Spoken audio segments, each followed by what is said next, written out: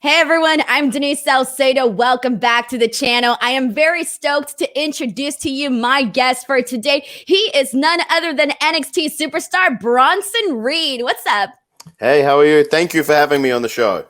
I'm so excited to talk to you because you are honestly one of my favorite people to Oh. watch wrestle. And I'm not just saying that because you're sitting here doing this interview with me. I legitimately mean it. Like every time, you're on NXT, having these matches, I'm always like, hell yeah, like it's time for Bronson Reed. Let's do this. So let's kind of go ahead and kick this off. So, NXT, it's full of a very diverse amount of talents, people Yes. that came from, different paths that got them there. So I kind of want to touch on your path because you're a guy who wrestled, across the world, different promotions and all of that. So you came into NXT with a lot of knowledge and experience. So tell us a little bit about the biggest hurdles that it took for you to actually make it to WWE. Yeah, for sure. I think the biggest hurdle for me was the fact that I was in a small town in Australia on the other side of the world. For the longest time, as I started the business in 2007, and for the longest time, there was no one in WWE from Australia. So for me, when I started wrestling, I thought I was going to wrestle around locally. I had dreams of wrestling in Japan, which I did go on to do, but I wasn't sure if WWE would be the thing for me just because of that's just how it was. But then people did start getting tryouts, and I realized, like, actually, I could do this. So I think the biggest hurdle was I was in my head myself thinking that I couldn't get there, but all I had to do was try. So, you mentioned the fact that, no Australians during that point in WWE, Yes. obviously you guys are in your own part of the world, trying to get other places. Did you find it to be a struggle? I know you did, Pro Wrestling Noah, PWG, and several other promotions that you worked with, but did you find it a struggle to kind of get out of that area to, hey, make sure you get your name out there? Like, Yeah, I think that's the biggest struggle for anyone back home. I'm still in contact with a lot of the independent scene of Australia, and their biggest struggle is being able to travel around. And that's even within the country. It's such a huge country with only, there's not many states. So for myself, the closest place apart from my hometown where I would wrestle would be a 10-hour drive. So it was getting used to doing those long drives. wow. But then, as I think if you build enough credibility, as I did, I was then getting flown to England and Italy and all these different places, because of the credit of wrestling. But you do have to get your name out there first. Did you feel any pressure to say like, hey, like you're representing Australia, right? You want to make Yes. sure that, the people that come after you because of you get these bookings so they can say like, okay, we're starting to get familiar with these people from Australia. Did you feel pressure? I did feel a little bit of pressure. I wanted to represent the country well, and I also did want to do that. I wanted to be able to open doors for other people, and I felt like I did do that in PWG. After myself, there was Adam Brooks and Robbie Eagles.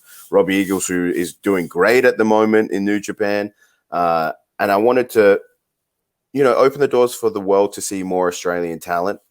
And I am still like that now. I still retweet guys from back home and try to get them seen as much as possible because we do have a great landscape of talent in Australia that I think is almost, a bit of untapped potential. Exactly. I really, really like that. So now, how important do you think it was for you to step into NXT already with all of this, experience? Very important. I think anyone, they sign a lot of different athletes. They don't just sign indie wrestlers. They sign a bit of everyone, and I think it helps the fact that I spent so many years on the independents. I never get lost in my matches, or if a curveball gets thrown at me before going out there, I know how to handle that because I've dealt with it before. Or for example, if I have a cage match on TV, I've done cage matches in the past. Whereas for some of those newer athletes coming into the business, they have to learn as they go. So I'm very happy I took the road that I did. Even though it was the long road, I'm very happy I did that. I know that's what I was thinking about because you obviously you took more of the traditional route to get there, and I was always curious as to hey, like what are really the pros and cons once you step into this new environment that is NXT. So now let's kind of jump into this because you signed in 2019. We're in 2021 now. 2020 was a whole experience with that. But here's the thing: is that with NXT, again mentioning the fact that there's so much talent that the spots are limited, the TV time is limited. You really got to put your very best foot forward to make sure that you get all of that time necessary to continue getting over with the audience, right? You were able to become NXT North American champion. So kind of tell us a little bit about what it meant to you to become champion and what different responsibilities you felt once you were actually in that championship position. Yeah, I definitely feel like it's a lot of responsibility to even be the main event of NXT, which I will be on SYFY against Adam Cole. But becoming a champion, I felt like there was responsibility as well because NXT really is that work rate brand. That's what they're about. They're about the in-ring. And I always want to make sure, as much as I am a big powerhouse wrestler, that can also go with the likes of a Johnny Gargano or Adam Cole. And it does mean a lot. There is so much talent in NXT that there is limited time. So every time that I do go out there, I make sure I do my best because I want to make sure that I continue to get the spots that I'm getting. Exactly. So you got to keep, doing all that you're doing and then how to do exactly. So, you have your reign at 42 days, I believe, as champion. And unfortunately, you lose the bout to Isaiah Swerve Scott. What was that whole experience like for you? And what do you think about Isaiah Swerve Scott as well? Yeah, it's such a whirlwind experience, leading up to winning the championship, then actually winning it. And then that felt very surreal. And then all of a sudden, my reign was pretty much cut short. It wasn't something that I saw coming. And now we have a new champion in Isaiah Swerve Scott, who I think is a great talent. I think, I'm not sure what he's going to do with the championship and what road he wants to go down. But I hope people get entertaining matches out of him as well. But myself as a champion, I always prided myself on, if I'm the champion, I'm going to go out there and I'm going to have match of the night. So I don't know if he has the same mindset, but that's my mindset every time. Fantastic. So now I do have to ask because, as the wrestling world is filled with rumors, etc. You know how that goes down. So in terms of, the second that you lost the title, there was a lot of fans speculating like, okay, that's it. Bronson Reed's going to Raw and SmackDown. He's gone from NXT. That's what everybody was, speculating. So is that a direction that you'd be interested in heading? Yeah, for the time being, I am still in NXT and I love being in NXT.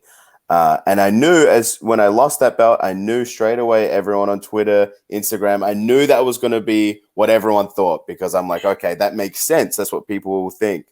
But it is definitely something that I look forward to doing.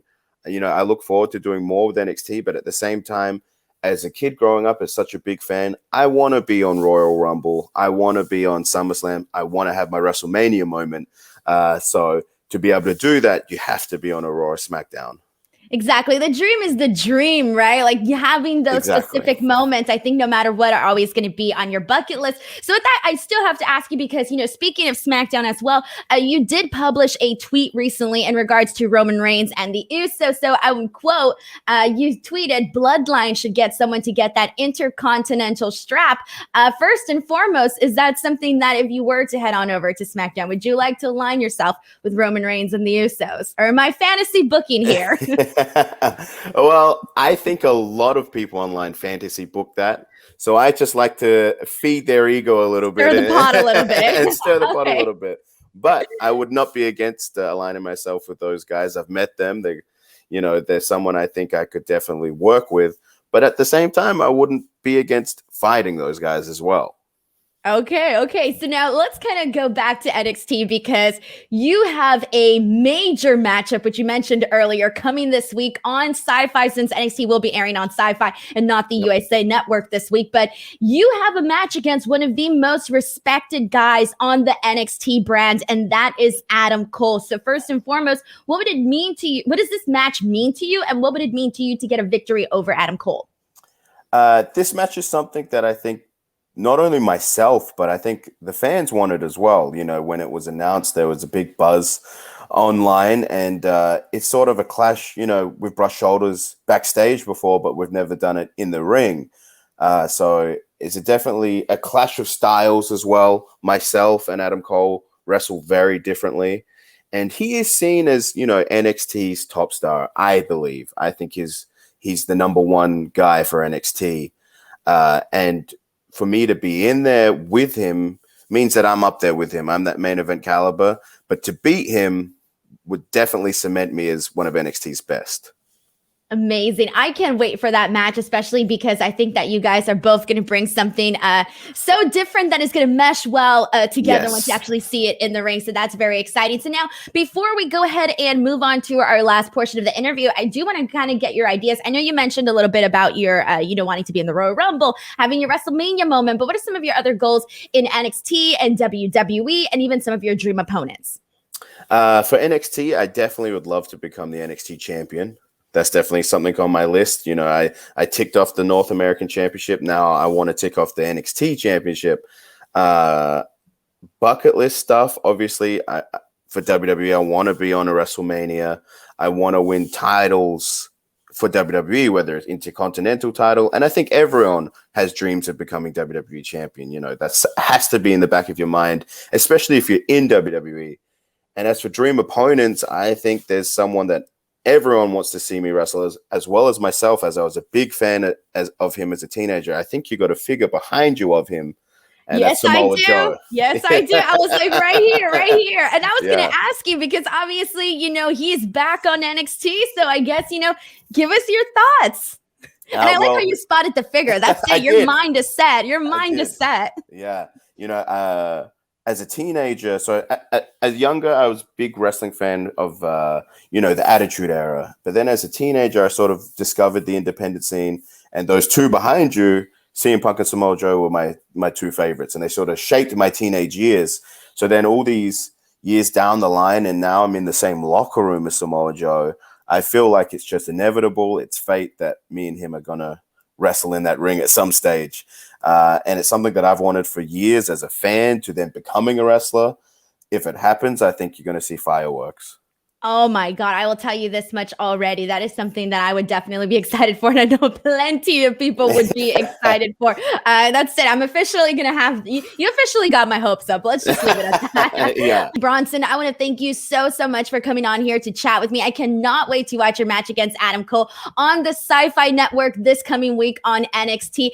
Feel free to plug in anything you'd like to plug in before we wrap this up. Yeah, of course. Just remember that it is on SYFY. And you can follow me at Bronson Reed WWE on Instagram and Twitter. And we are going to have a hell of a match, myself and Adam Cole. Thank you for having me.